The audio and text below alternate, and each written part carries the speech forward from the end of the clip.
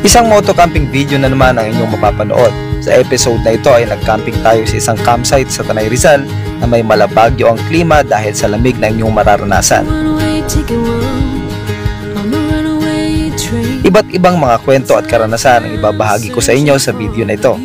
Mula sa pagluluto gamit ang kakaibang pamamaraan,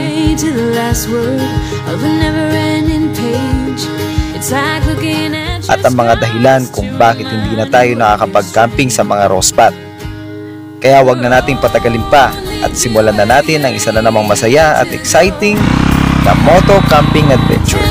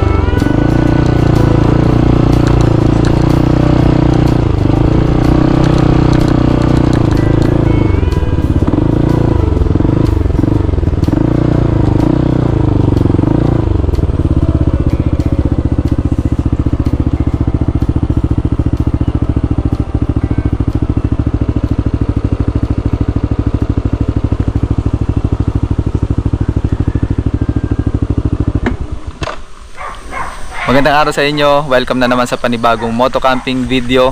At andito tayo ngayon sa Barangay Laiban, Tanay Rizal. At dito tayo nakahanap ng ating magiging campsite ngayon. Ayan, palubog na yung araw. Medyo late na kasi tayo nakaalis kasi galing pa tayo ng opisina at dumiretso tayo dito sa ating pagka-camping. Kaya gagabihin na tayo sa ating pagsisetup. Pero okay lang yan kasi maganda naman yung panahon. At magiging smooth lang naman yung pagsisetup natin kasi nga wala naman tayong kalaban na ulan.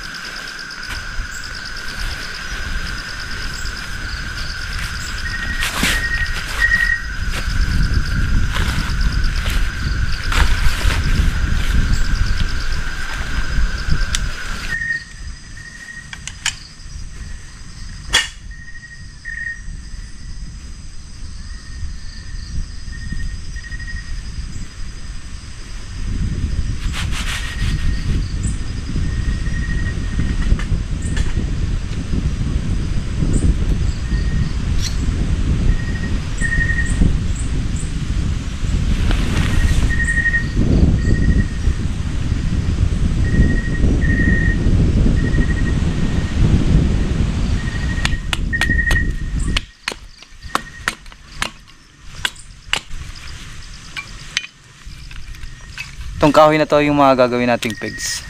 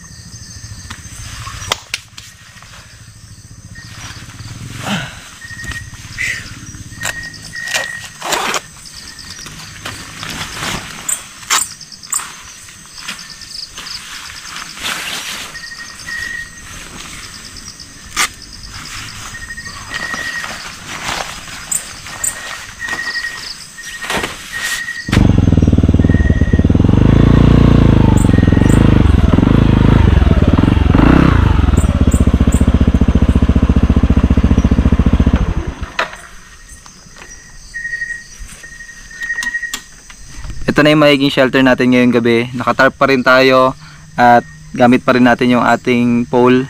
Ito yung naging setup natin. Medyo mababa lang at meron namang puno dito. Ito yung pinaka naging main na frame natin, tapos pababa na lang yung ating tarp. Kaya naging ganito yung setup natin kasi yung hangin ay nandito sa bikuran natin. Kaya yung closed area ng tarp natin ay nandito banda.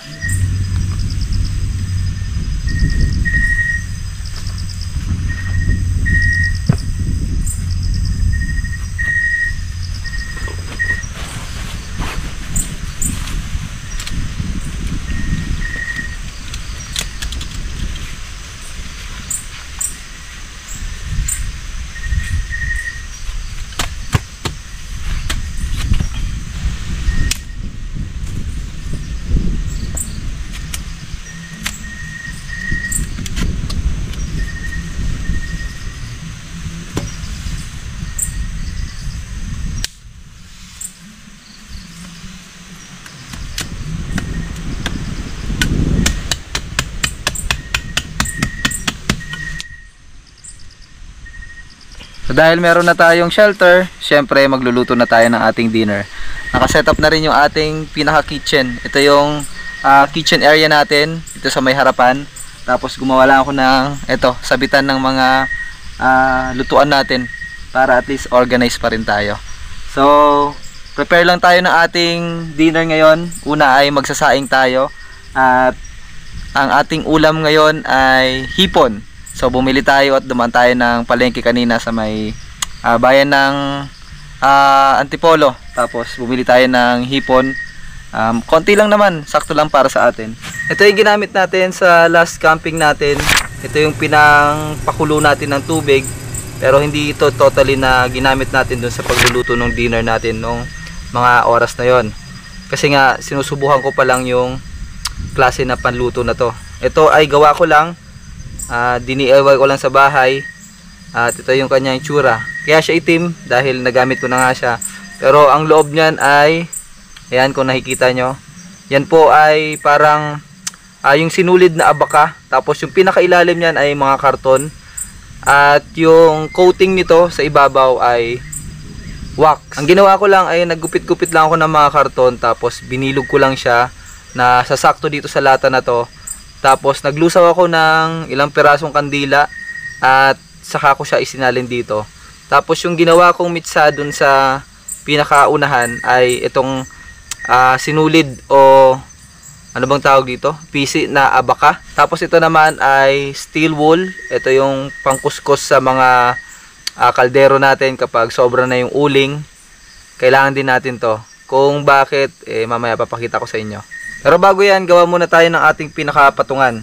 Gamit pa rin itong ating, ayan, yung portable griller natin na ginagawa nating patungan o stove.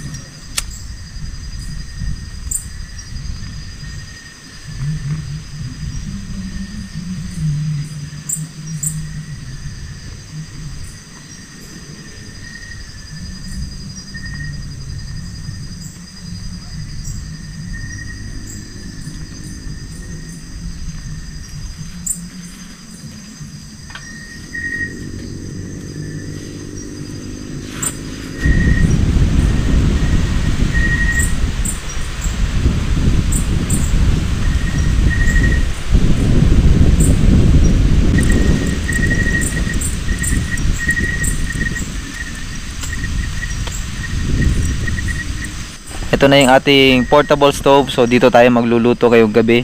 Nakita nyo naman, napakalakas ng apoy.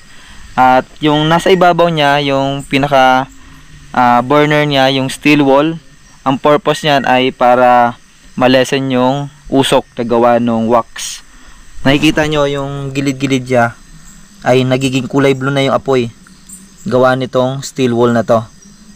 Yan yung pangkuskus sa mga kaldero natin. Kung naghuhugas kayo sa bahay nyo, alam nyo yan.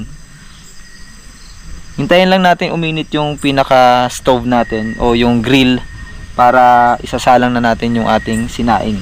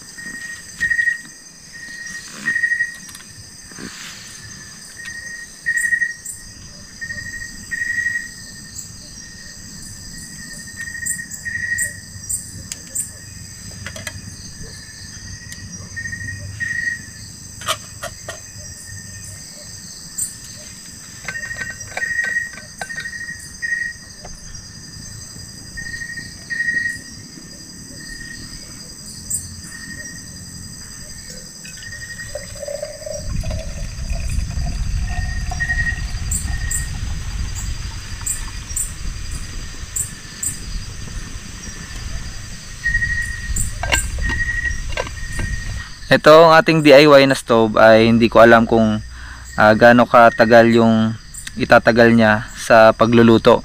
Kasi ngayon ay sinusubukan pa lang talaga natin siya.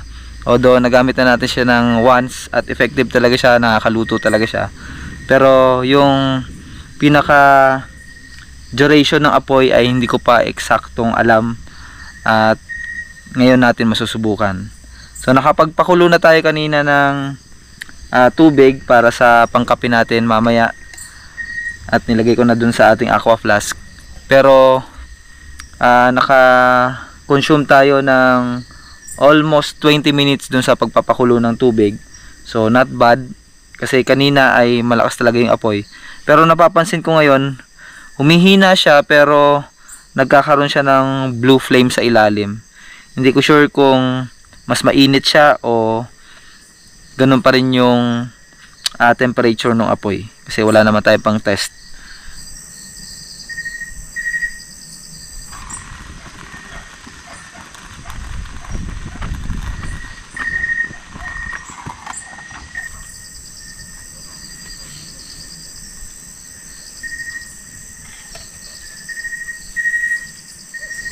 Habang tayo ay nagluluto, magkakape muna tayo.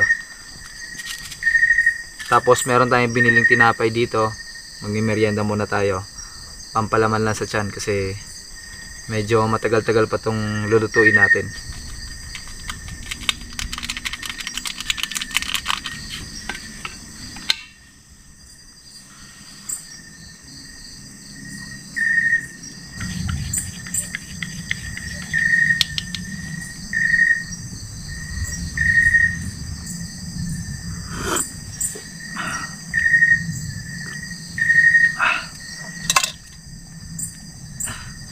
With matching pandikoko.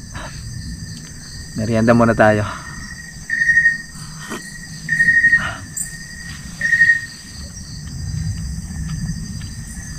Madalas ay dumadaan muna ako sa mga bakery para bumili ng tinapay bago dumiretso sa isang campsite o sa isang spot. Kasi nga minsan ay natatagalan tayo mag-setup ng ating shelter at ito sa pagluluto na rin. Medyo time consuming kasi yung pag-prepare. Tapos nagre-record pa tayo. Kaya mas maigi na may bao tayo lagi na ganito. Yung pampalaman sa tiyan. Kasi nga hindi natin alam kung ano oras tayo makakain, kung ano oras tayo makakapagpahinga. Kaya mas maigi pagka nakaramdam ng gutom may madudukot tayong pagkain.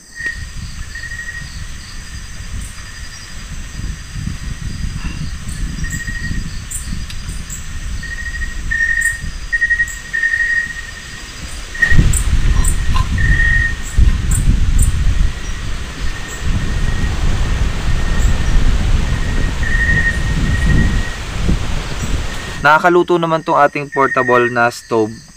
Yun nga lang, medyo matagal-tagal compare dun sa mga regular natin na paraan ng pagluluto kagaya ng panggatong at butane. Kagaya nung ating kanin na isang takal lang pero umabot ng almost 30 minutes bago siya naluto. Pero yung pagkakaluto naman niya ay tama naman. Ngayon ay nakasalang yung ating ulam at hindi ko sigurado kung ilang minuto tatagal o kung ilang minuto yung mako-consume bago siya maluto.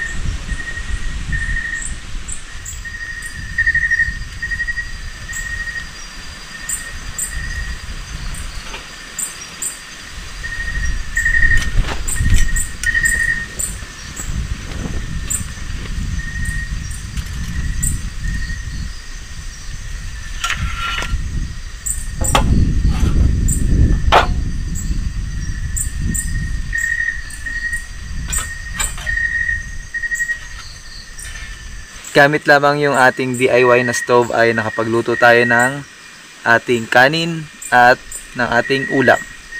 Yung ating stove ay pinatay ko muna, pero hindi ko sigurado kung bukas ng umaga ay magliliyab pa siya kasi sobrang hina na ng apoy niya. So dun sa isang ginawa natin na DIY stove ay nakapagluto tayo ng ulam natin ngayong gabi at itong ating sinaing. Tapos bukas natin malalaman kung magagamit pa ba natin siya at kung magiging sustainable pa ba sa pagluto ng breakfast yung ating stove na ito. So bago yon, kain muna tayo. At dahil sobrang late na ng dinner natin, gutom na ako. Kain muna tayo. Meron tayong hipon at ito ating kanin.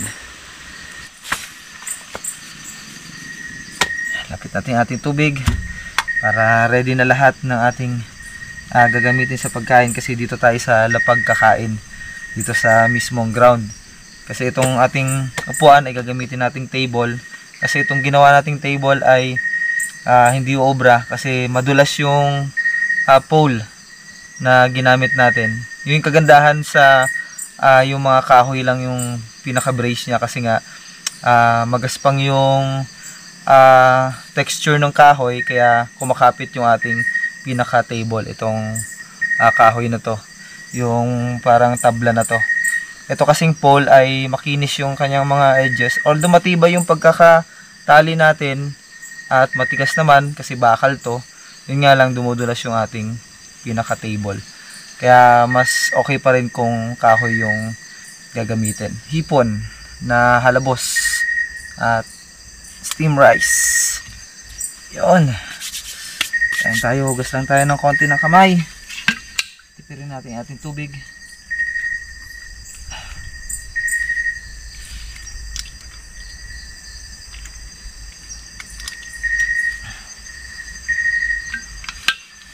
Dahil hipon naman ang ating ulam, magkakamay tayo. Hindi tayo magchi-chopstick. Nasanay kasi ako na naka-chopstick. Kasi nga, paano ba? Mas madali kasi siyang hugasan eh. Kung gagamit kasi ng kubyertos, kutsara, tinidor, mas mahirap siyang hugasan. Kaya komportable ako sa chopstick, kasi pag chopstick, kahit punasan mo muna siya, tapos banlian mo lang ng kaunting tubig, punas uli, okay na. Yung kutsara at tinidor, hindi ko masyadong magamit dito sa pagka-camping, kasi nga matrabaho sa paglinis. Pero ngayon, dahil tayo ay merong ulam na hipon, tayo ay magkakamay. Okay naman yung ating sinaing. Luto naman siya. Hindi man sa camper rice. Tapos itong ating hipon. Ayan.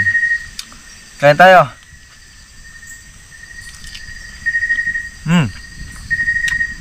Luto.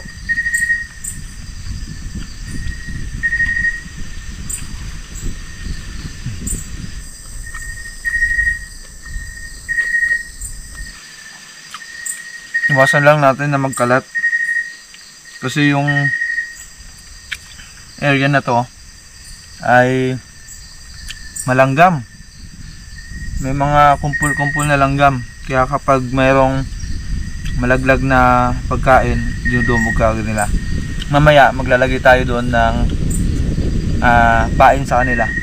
Maglalagay tayo ng kaunting tirang pagkain doon para doon sila pumunta. Tayo nga pala ay nandito sa Laiban, Tanay Rizal, at kasalukuyan tayo nagka-camping sa isang private campsite. Kung napapansin nyo, more on private campsite yung mga upload ko, tsaka mga pinagka-campingan natin. Kasi nga, meron tayong day job na full time, kaya mas pinipili ko muna na mag private campsite, kasi nga pag nagro-row tayo, consuming sa oras sa paghahanap ng raw spot, at hindi naman sigurado na makakahanap tayo ng spot na pwedeng pagcampingan.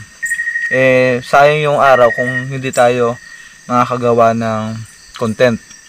Kaya pag ganitong may pasok ako, at pinagkakasya ko lang yung mga mangilan-ngilan na off ko, ay mas pinipili ko na sa private campsite maggawa ng video at mag-camping. Kasi nga, doon ay sigurado tayo na meron tayong mapapwestuhan.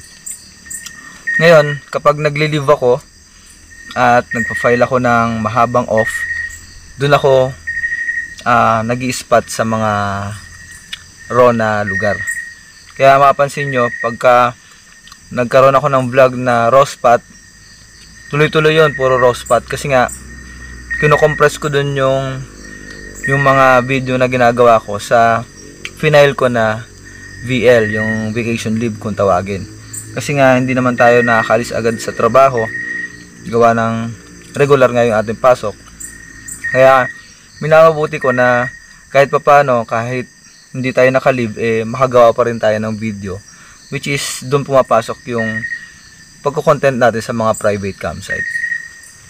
Kasi dito kasi sa Rizal, sobrang dami ng mga private campsite dito. Ito kasi yung area na malapit tayo kasi ako ay taga Marikina. So ito yung takbuhan ko kapag gusto kong gumawa ng camping video kagaya nito. Although malapit din sa akin ang Laguna, Quezon, pero magkukonsume siya ng additional hours sa biyahe. Kaya mas preferred ko talaga Tanay Rizal. Pero kapag meron akong succeeding na dalawang off, yung regular off, ay mas pinipili ko na lumayo sa area ng Rizal at pumunta sa mga medyo malayo sa akin, kasi nga para maiba naman yung mga tanawin na maipapakita ko sa inyo, maiba naman yung spot na ma-feature ko sa aking mga content. Kaya pagka ganong magkasunod yung aking off, ay mas pinipili ko na pumunta sa mas malayong lugar dun sa compared din dito sa Rizal lang.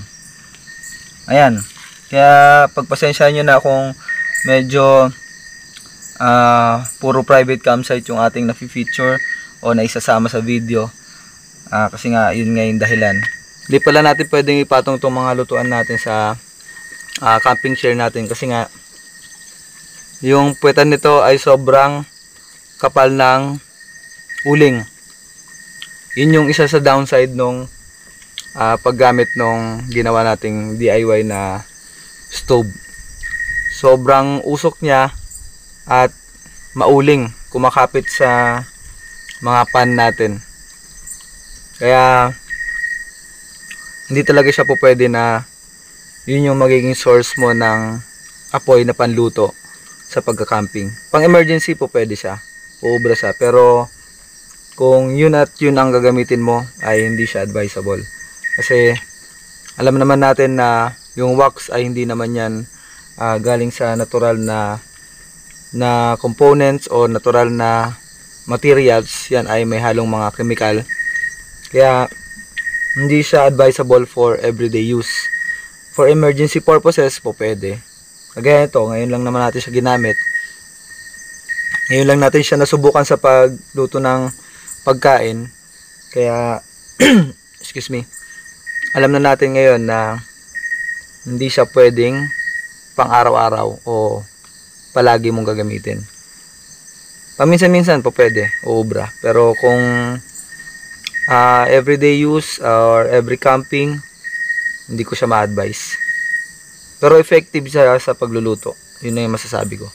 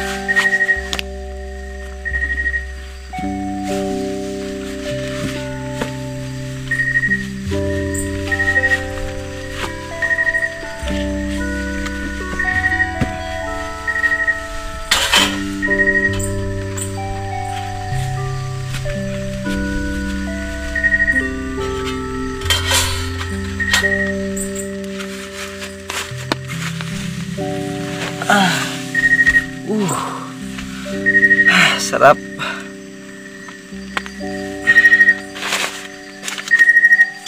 Ay.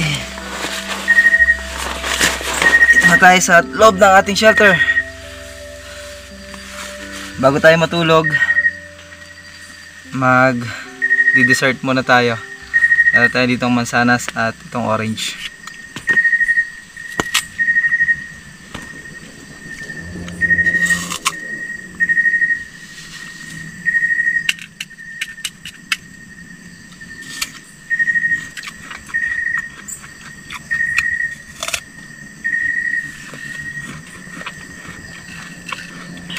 Nagkulong na ako dito sa aking tarp shelter kasi sobrang ginaw na sa labas.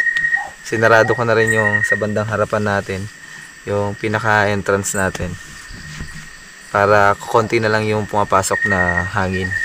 Napakalamig na kasi. Mamaya magsuot na tayo ng ating jacket, tapos may dala na naman tayong malong. Ito na yung pinakakumot natin. Magpapahinga muna tayo at bukas na lang ulit tayo magkita-kita kasi galing pa tayo ng opisina, galing pa tayo ng trabaho. Wala pa tayong masyadong enough na pahinga. At talagang dumiretso lang ako dito sa campsite na to at para makapag-camping at para makapag-share sa inyo ng panibagong experience sa pagmo-moto camping. Ayan. Pahinga muna tayo. At sana ay hindi ako langgamin dito sa aking spot. Sobrang daming langgam. Pero ginawa ko ay naglagay ako doon ng pagkain sa medyo malayo dito sa ating shelter para doon sila pumunta. Tignan natin kung effective bukas. Pero yung flap naman nung tarp natin, yung sa pinakailalim, ay ginawa nating sahig, kaya meron tayong sahig. Hindi tayo nakadirekta sa mismong lupa o sa damuhan. Kaya okay naman at wala akong nakikitang langgam dito sa ating pinagkakahigaan.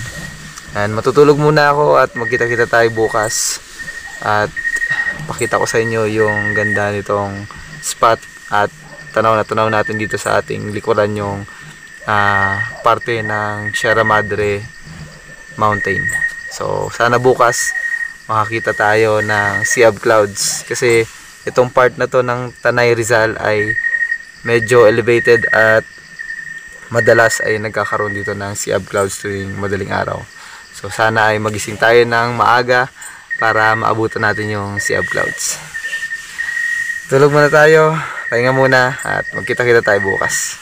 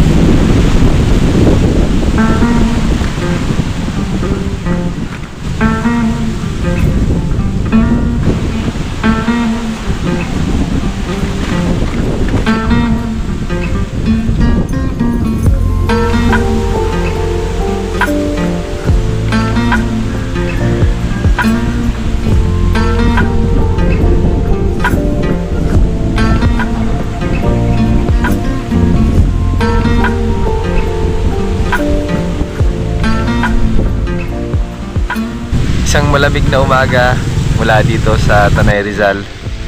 At ito yung ating naging spot kagabi. Sabi, napakalamig. Sobrang lakas ng hangin. Medyo mataas kasi itong campsite na to compared dun sa mga na-ispatan natin na campsite mga nakaraang araw. Although part din to ng Tanay, pero ito ay medyo mas mataas. Ikot ko lang muna kayo saglit dito sa campsite na pinuntahan natin ngayong araw. Ang pangalan ng campsite na to ay Marcy's Campsite dito sa Laiban, Tanay Rizal. Dito yung itsura niya. Ayan. Ito, hanggang doon sa baba ay pwede kayong mag-pitch ng tent. Tapos, yun yung spot natin. Malawak pa hanggang doon sa pinakabukanan ng campsite na to. Tapos, meron siya dito ang pinaka-view deck. Ito yung pinaka-view deck niya, itong area na to. Kasi tanaw na tanaw mo dito yung mga kabundukan and yung Sierra Madre Mountain Ranges. Meron silang social media account sa Facebook. Search nyo na lang Marcy's Campsite. Pwede kayo mag-inquire doon at hindi ko alam kung nandun yung mga rates nila. Pero chat nyo na lang yung kanilang official na Facebook page.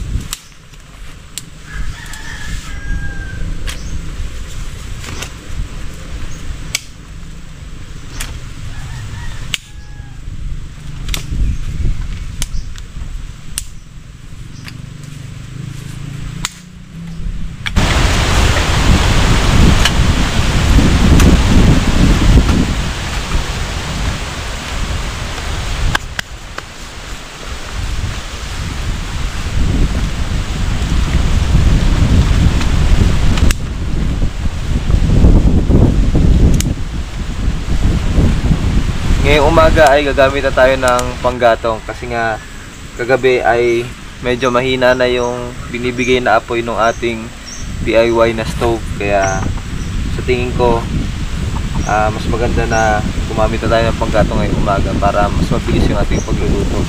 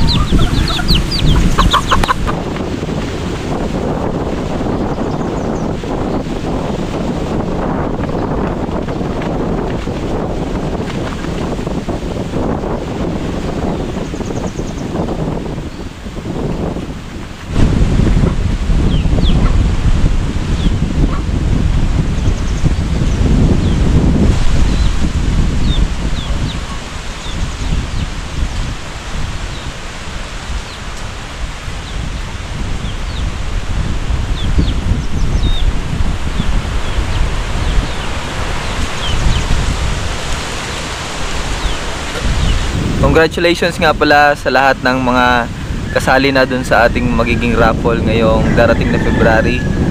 At pwede pa namang humabol at sumali. Panoorin nyo lang yung vlog ko doon sa Mount Balagbag. Ito, i-flash ko sa screen. Nandyan yung mechanics kung paano makasali dun sa gagawin nating raffle sa February, yung birth month natin.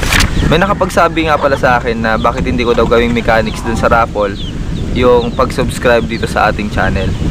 So, ang point ko naman kasi doon, kaya hindi ko ginawa yon kasi gusto ko na yung mga magsusubscribe dito sa channel natin, dito sa ating munting channel, ay hindi dahil lamang sa isang raffle o dahil mamimigay ako ng something na token. Ayoko kasi nang maging ganun yung takbo ng ating channel eh. Gusto ko na manood kayo dito sa mga video ko na ginagawa o mag-subscribe kayo dito sa ating YouTube channel dahil sa gusto nyo yung mga napapanood nyo. Ayoko naman na kaya lang kayo nag-subscribe dahil lang sa kuwari example yung paraffle o maibibigay sa inyo. Gusto ko na as much as possible magustuhan nyo muna yung mga mapapanood nyo bago nyo ako i-subscribe. Kasi parang yun yung pinaka, anong tawag nito?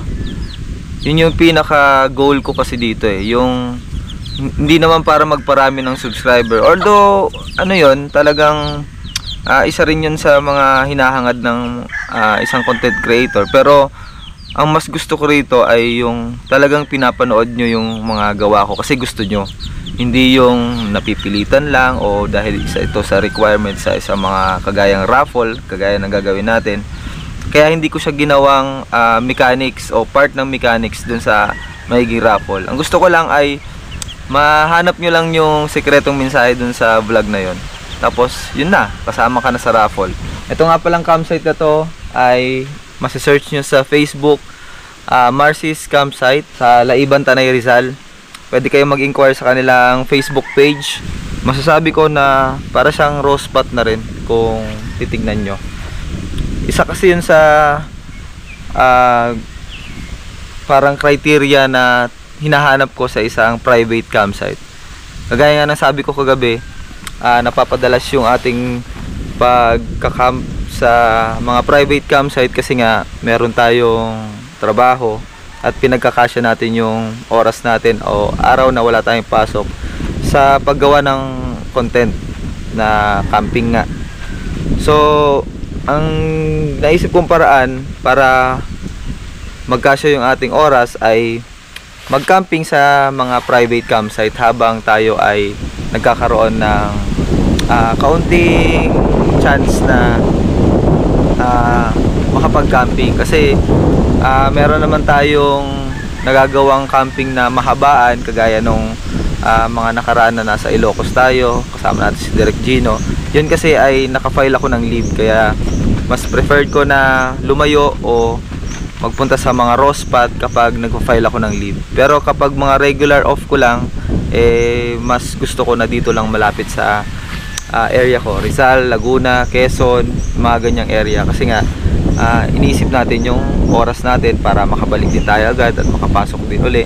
Kagaya ngayon from work tayo kahapon tapos ngayong araw ay papasok na tayo mamayang hapon. So pinagkakasya ko lang talaga yung oras ko para makagawa ng mga ganitong video para sa inyo at para na rin sa akin para makapagpahinga ako. So criteria ko sa paghahanap ng campsite dapat ay tahimik. Unang-una yan, dapat meron silang tinatawag na quiet hours. Yung pagdating ng punto ng o pagdating ng oras na yun wala na dapat nag-iingay, music man yan o malakas na kwentuhan. Kasi yan sa kinukonsider natin kasi nga gumagawa tayo ng video para hindi rin tayo maka-istorbo at hindi rin ako ma-istorbo ng mga magagawang ingay ng ibang nandun sa private campsite na yun. Tapos pangalawa ay minimake sure ko talaga na yung campsite ay raw pa siya tignan, hindi yung talagang may mga tinayo ng structure, may mga bahay-bahay na. Yung masasabi mo talaga na pag sa unang tingin akala mo raw spot pa rin yung private campsite na yun. Yun yung pangalawa.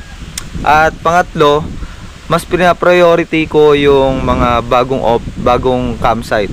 Kasi yung mga nagsisimula pa lamang, kasi nga bilang tulong na rin sa mga maliliit na nagninegosyo kagaya nitong mga campsite na to, at yung mga bago pa lamang, para at least makilala din ng iba at makatulong tayo kahit konti lang naman yung community natin, pero at least makatulong man lang tayo sa nagsisimula na business na yon. Yun lang naman. So sana maintindihan nyo na kung bakit madalang na tayong mag-raw spot at napapadalas yung ating pagka-camping sa private campsite, kasi nga yun yung mga dahilan ko.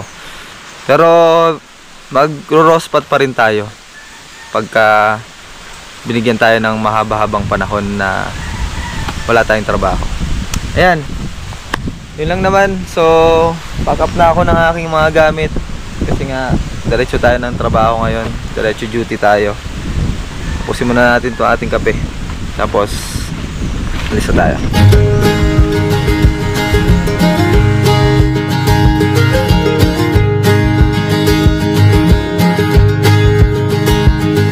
It's a one-way ticket on the runaway train.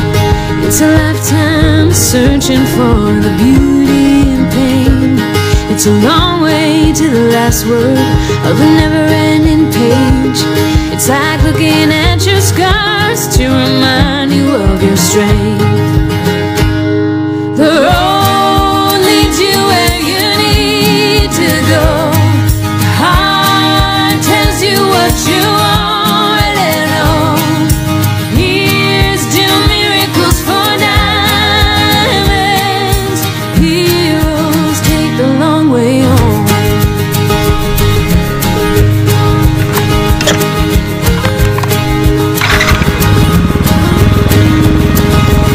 It's like street lights on the highway in the middle of the night.